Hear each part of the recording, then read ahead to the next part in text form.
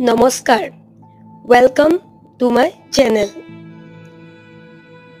আচলতে কি জানা, আমি আজিকালি কিতাপ পঢ়িবলৈ এৰি দিছোঁ। কিতাপৰ সলনি আমাৰ কাৰণে গ্ৰহণযোগ্য মোবাইল হৈছে। মোবাইলত পঢ়া, মোবাইলত কাৰ্টুন চোৱা, মোবাইলত যিকোনো বস্তু আমি চাব পাৰোঁ। যিকোনো বস্তু চাৰ্চ কৰিলে ওলাই যায়। গতিকে আমাৰ শিকাবিলাক আধৰুৱা হৈ গৈছে।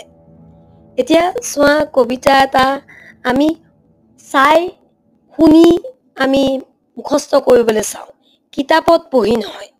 কিন্তু আমি আচলতে কি জানা, যেতিয়া আবৃত্তি এটা কৰোঁ, সেই আবৃত্তিটো কৰিবলৈ হ'লে আমি সেই কবিতাটো পঢ়িব লাগিব। কবিতাটোৰ অৰ্থখিনি বুজি পাব লাগিব। সেই কবিতাটোত কি কি ৰস আছে, সেই ৰসখিনি আমি প্ৰকাশ কৰিব জানিব লাগিব। তেতিয়াহে আবৃত্তিৰ আচল অৰ্থ প্ৰকাশ পাব। তাৰ ছন্দ মিলাই আমি আবৃত্তি কৰিব পাৰিব লাগিব। শ্ৰুতি ৰক্ষা কৰিব লাগিব। কথাতে কয় নহয়, আবৃত্তি সৰ্বশাস্ত্ৰানাং বোধাদপি গৰীয়সী।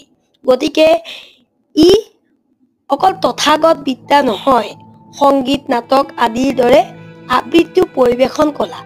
সেইবুলি আবৃত্তি নাটক নহয়, নৃত্যও নহয়। আবৃত্তি এক কণ্ঠকলা বা শিল্পৰ এক বাক বিজ্ঞান। আমাৰ মগজুৰ লগত জড়িত এটা বিজ্ঞান। আমি আমাৰ অৱচেতন মগজুৰ যিখিনি বস্তু আমাৰ অৱচেতন মগজুত আছে, সেই সকলোবিলাক জগাই তোলাৰ কাৰণে এই আবৃত্তি বস্তুটো গ্ৰহণযোগ্য। বুজিছা নহয়? বাৰু এতিয়ালৈ আহোঁ